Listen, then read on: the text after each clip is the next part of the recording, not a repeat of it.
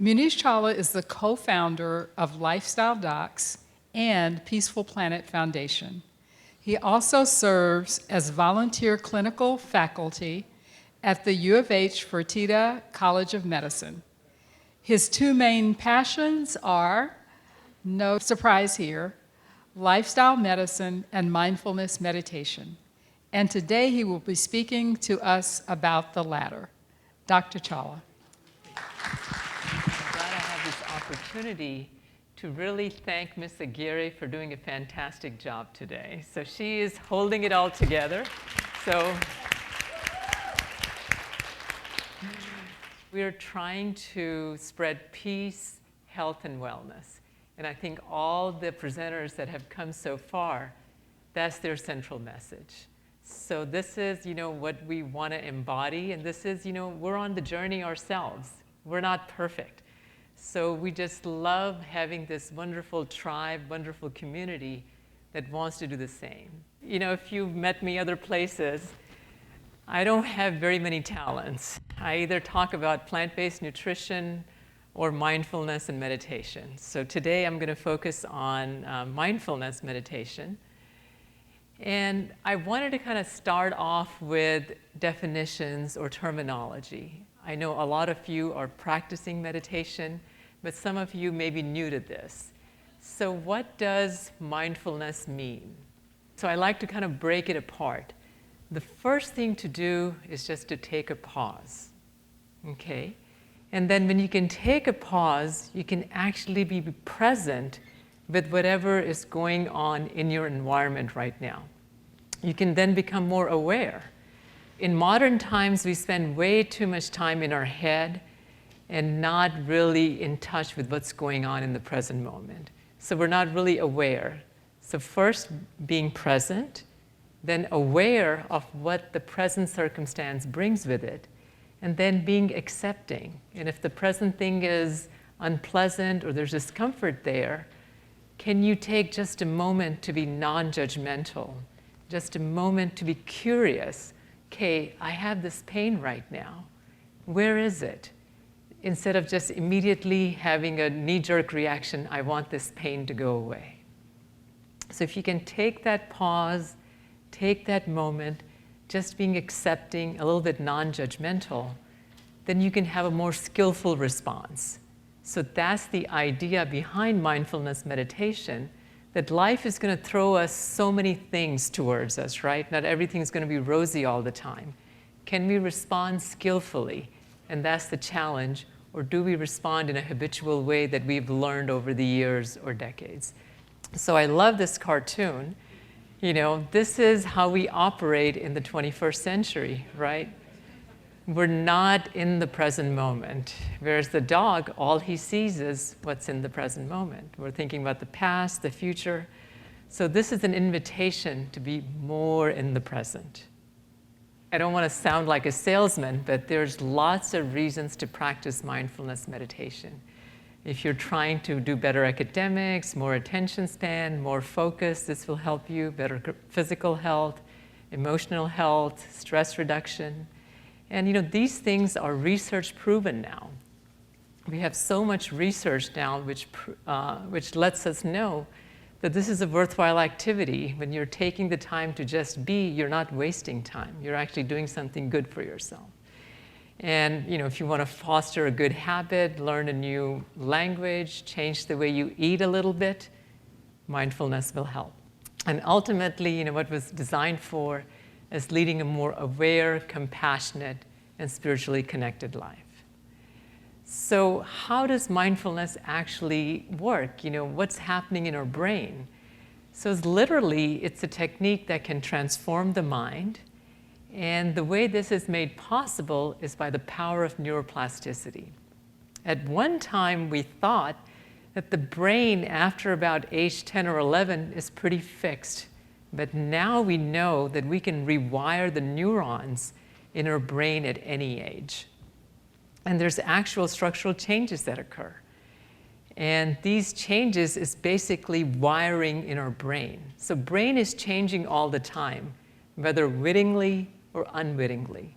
So with mindfulness, you're purposely changing it for the better, right? That's what we're trying to do in this particular case. Okay, so how do we study the brain? So in my previous life, I used to be a radiologist. So, MRIs, these are machines that can image the inside of the body. You can look at the liver, you can look at the brain, you can look at your shoulder from the inside, the ligaments. And now we have functional MRI.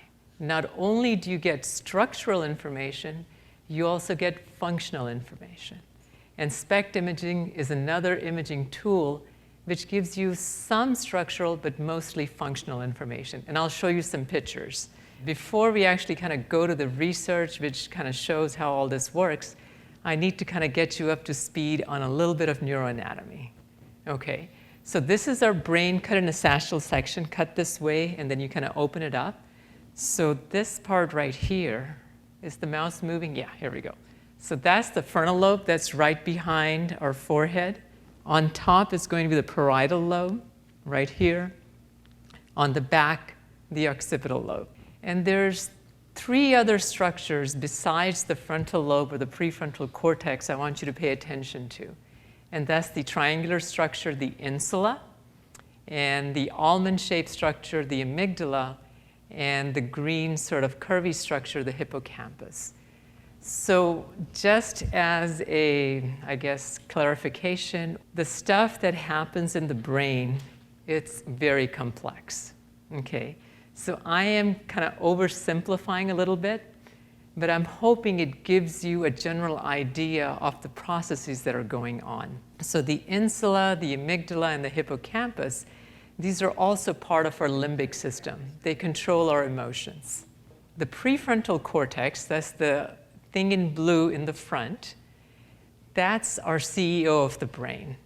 We set goals, formulate plans, but in addition, it also shapes and guides our limbic system, guides our emotions.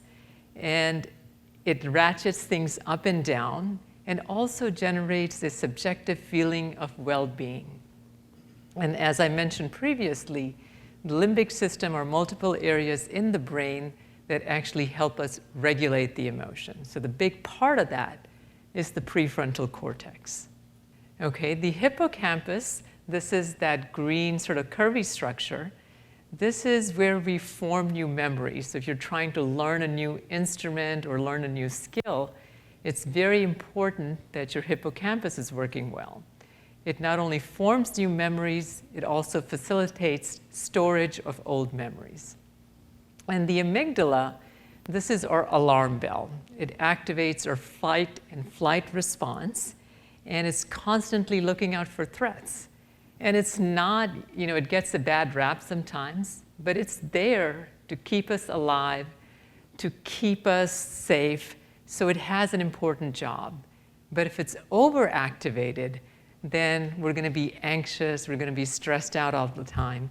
So everything in nature, it's about balance. It's not like amygdala is bad and hippocampus is good, or prefrontal cortex is good.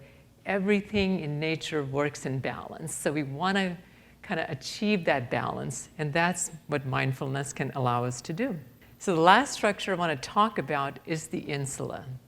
So this is located in the lateral sulcus, and the reason I mentioned that, it's in a little crevice between the frontal lobe, parietal lobe, and the temporal lobe. So it's right in the middle, so it has access to all different parts of the brain.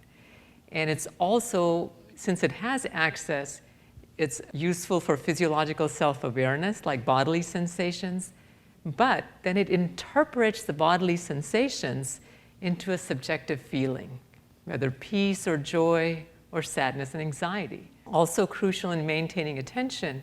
And now we're learning that more and more research is very important when thoughts of empathy and compassion come to people's mind. The insula lights up. Okay, so that's a little bit of a background. So with all that, let me just kind of go over a couple of studies. This is a relatively short talk. I started doing this research about 4 or 5 years ago. And one of the first studies that I came across was this study from Harvard. And before that, it was the idea that if you did meditation, you had to do years and years, and maybe you got some benefit. But this study proved that within 8 weeks, you could take novices who had never done any sort of mindfulness meditation. If they did it on a regular basis, if they were diligent about it, they could really see some changes. So in this particular study, there were 16 participants, and they did about 27 minutes daily. They did the MRI before this intervention and did the MRI after they had the 8 weeks of mindfulness practice. And the MRI showed that there's actually increased neuronal density in the hippocampus, decreased gray matter density or neuronal density in the amygdala, and in this particular study, they didn't see any change in the insula. So there are numerous studies. So instead of going over more studies, I'm going to just give you a meta-analysis, and I think probably all of you know what that is, but just in case. This is when they take a bunch of studies, 50, 100 studies, and see what are the conclusions that are common to all of them. So it's like taking 30, 50 different research studies and seeing what can we learn from all of that. So it's like a super study. So I'm going to summarize the results in this next slide. So what they were able to show that on all the various studies that they took in their meta-analysis, that there were structural and functional changes in the brain. And these changes occurred in the frontal lobe, parietal lobe, and temporal lobe. And they saw increased neuronal density in the prefrontal cortex, hippocampus, and insula. And nearly all of them showed decreased neuronal density in the amygdala. So, that's well and good, but what does that really mean? So when there is decreased neuronal density, when this is not on hyper alert mode all the time, it means we're not in a heightened state of alarm or fear. It means there's decreased production of stress hormones. It means we can reduce our anxiety, our phobias, even sleep better, okay? And there's newer studies showing that prison inmates who practice mindfulness meditation, they show less aggression towards their fellow inmates. And if there's increased activity of the prefrontal cortex, the hippocampus, and the insula, this literally lifts our mood, makes us a little happier. And with the combination of the three, we have increased attention span, greater empathy, feelings of well-being and harmony. And when they do blood tests or salivary tests, they notice that there's decreased cortisol production. And cortisol is one of our main stress hormones. So you can see it's not a big surprise that when the stress hormones are going down, the amygdala is less activated, the more energizing, rejuvenating parts of the brain are more active, you can help things like hypertension, even heart disease, and wonderfully helpful in chronic pain. And psychological conditions, as I mentioned before, anxiety, phobias, a lot of research showing that this combination of activation of the brain, of course, doing it on a regular basis is really helpful, and also improvement in attention, empathy, and even compassion. So this is a functional MRI. So these are experienced meditators. So on the left, if you tell one of us to lie in the MRI machine, it's pretty loud. It's hard to kind of concentrate. You want to get out of there. But these guys have been doing it for years. When you tell them relax, they relax. When you tell them meditate, they can meditate. So this is the triangular structure, the insula, the triangular orange thing. So they are practicing mindfulness meditation. And you can see this is how the neuroscientists know what part of the brain is getting activated.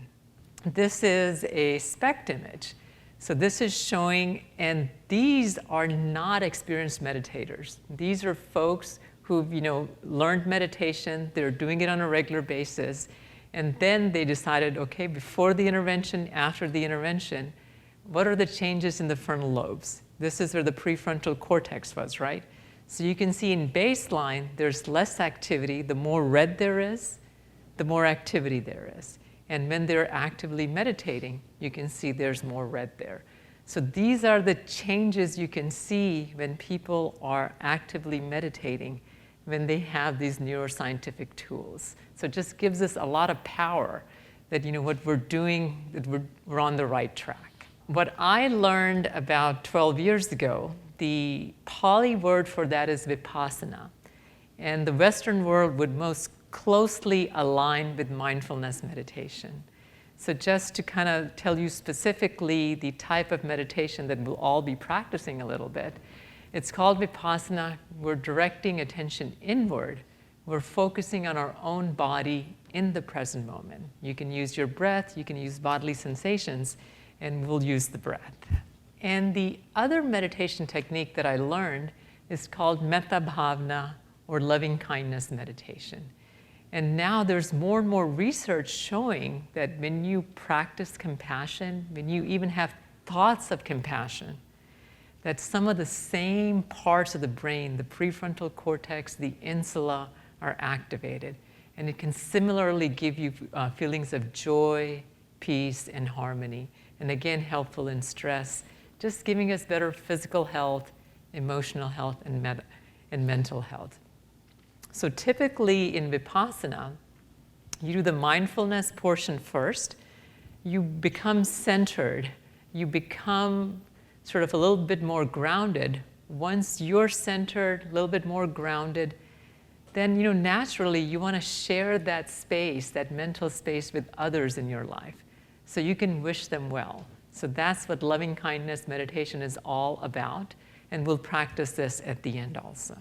So these days, lots of my patients, they're interested, they want to get started. And we have a technological revolution, so technology, again, is not all bad. There's wonderful things we can do with technology. So learning how to practice mindfulness meditation is so much easier than it was 20 years ago. There's lots of apps like Calm, Headspace, Balance, Insight Timer, 10% Happier. If you're really intrigued or you're already a meditator and want to go a little bit deeper, there's a Healthy Minds program made available by the University of Wisconsin by Richard Davidson's group, and it's completely free. So it's not just a mindfulness app, it's learning the neuroscience, learning the best techniques, and it's completely freely available, Healthy Minds. So we're just going to practice what we talked about. So the first thing to do, just take a pause. Just try to be present right here, right now. And if the mind goes elsewhere, that's okay too. We just slowly remind ourselves that this is my opportunity to be here in the present space. If you want to shift your feet, if you want to adjust your shoulders, whatever feels good to you. You can lower your gaze, you can close your eyes, whatever your body, whatever your mind needs right now. So I'm going to lower my gaze and gently close my eyes. And just take a moment to notice the ground that's underneath your feet. We walk on it all day, but forget that the earth is always here to support us. We just need to notice that connection. Just notice how you're sitting. Are you leaning too far forward or too far back? If possible, try to take a dignified posture, but you don't have to be stiff. Shoulders can be relaxed. And just notice how that feels. Right now, the invitation is just to pay attention to the body.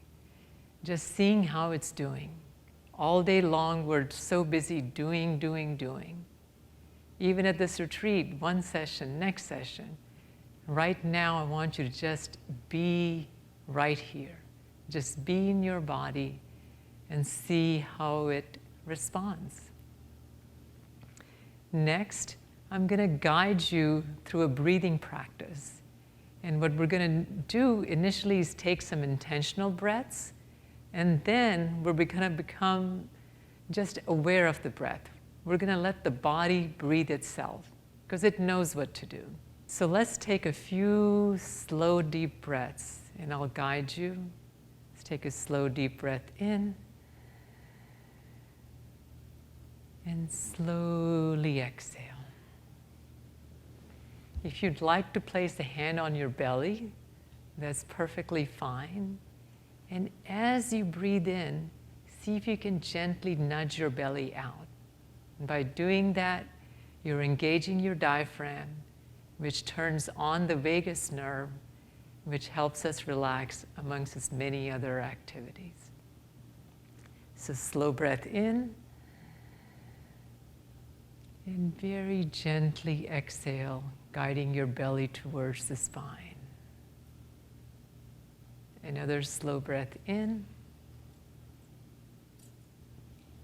And whenever you're ready, you can gently exhale. Okay, next, we're just going to watch our breath. Instead of breathing purposefully, we're just going to let the body, it knows what to do. Let it breathe itself.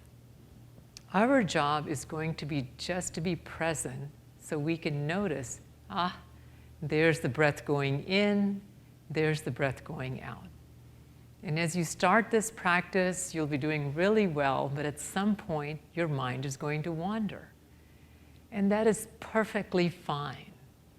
So if you are able to focus on your breath for a little bit, that means you're paying attention, you're focused.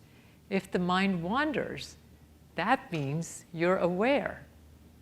And if you can bring it back to the breath without any judgment, without any frustration, you're practicing self-compassion.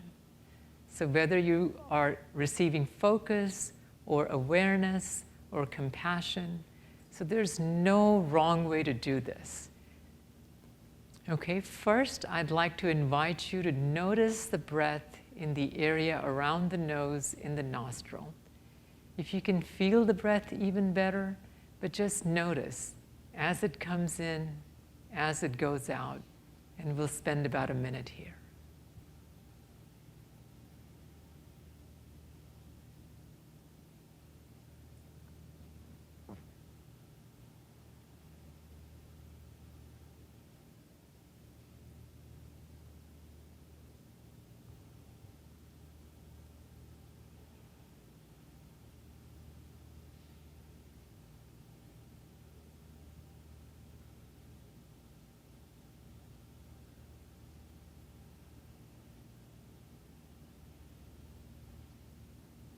Next, I want you to keep your attention towards the breath, but we're going to focus on a different point in the body.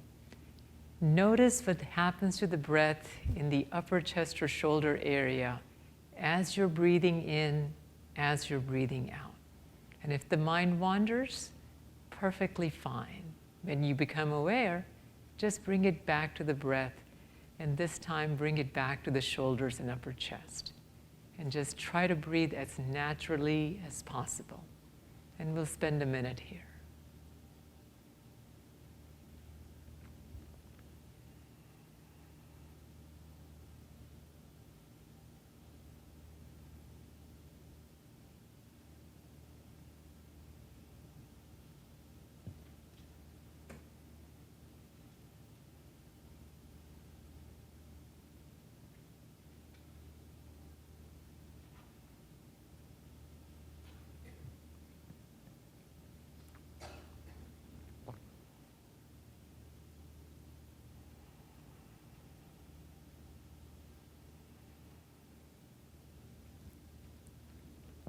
Next, I'm inviting you to shift your attention one more time. This time, focus on the belly. Does it gently rise or come out a little bit with inhalation, and gently descend or go in a little bit with exhalation? We're not trying to make that happen. We're just noticing what is happening in the present moment. And let's spend about a minute there.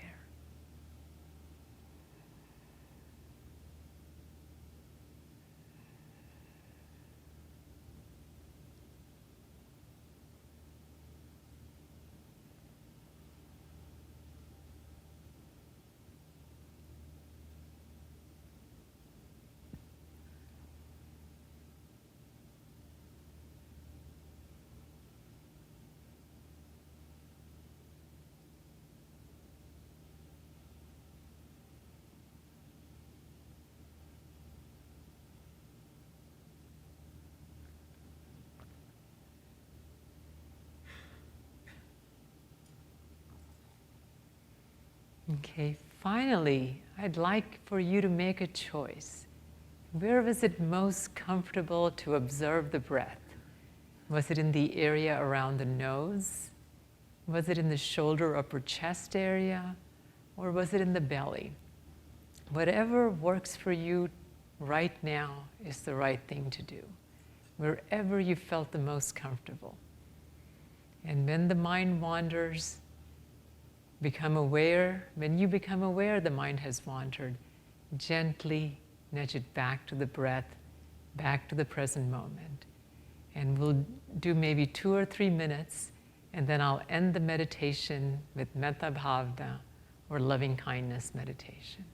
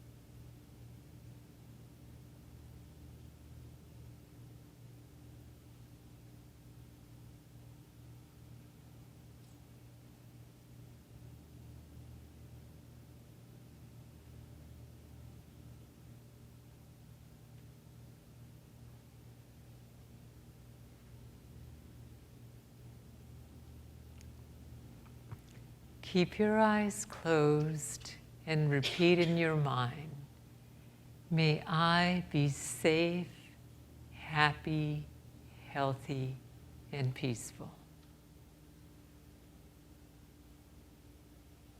May all beings be safe, happy, healthy, and peaceful.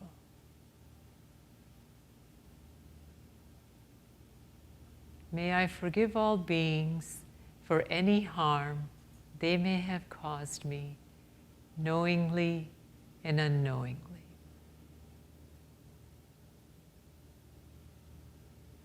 May all beings forgive me for any harm I may have caused, knowingly and unknowingly.